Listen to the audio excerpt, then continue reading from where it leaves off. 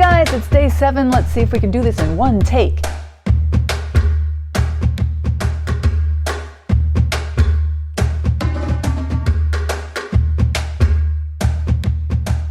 Okay, today we want to talk about tropes. Now the fabulous Columbia dudes, all those legal guys, legal experts have done a great job putting a lot of material here, and yet they have fallen prey to common tropes. But everybody does this, don't feel bad, I'm not singling you out. Okay, so what are the tropes?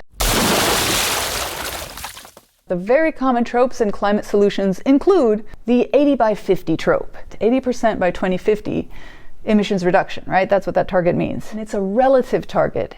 And it's a very vague, ambiguous relative target, and we need to talk about that in another video.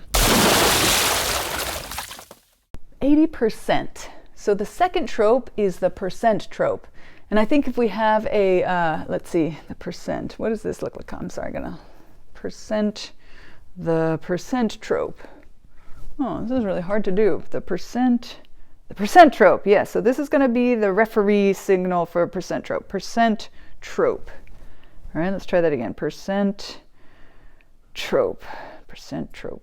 So what I don't like about the percent thing is that it's so incredibly wiggly. This is what I'm talking about. Cough up the number, cough up the number.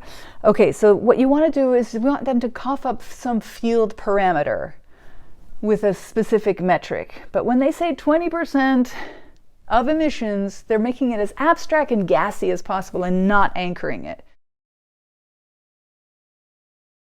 So a lot of times you'll see people saying, well, our target is 100%. We're going to be 100% decarbonized. And by 100%, we mean 100% of 80% by 2050. And by 80% by 2050, we mean 80% of the electric supply. Okay, so it's a very wiggly relative thing to do. All right, we're getting through this. Just one take for each concept. Okay, so the third trope to focus on, it's not so much a trope as just a tendency to favor models and pathways that are very grand and well thought out, have a lot of moving parts, and they kind of put the expert up on this pedestal of like really understanding all those moving parts that are too much for you to really worry about. So just leave it to them. They've got these models.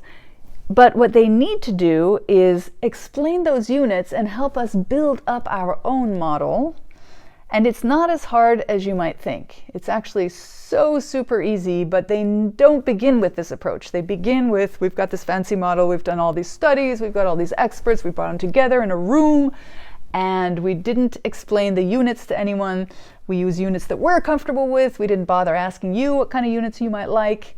By the way, units, first gigawatt down!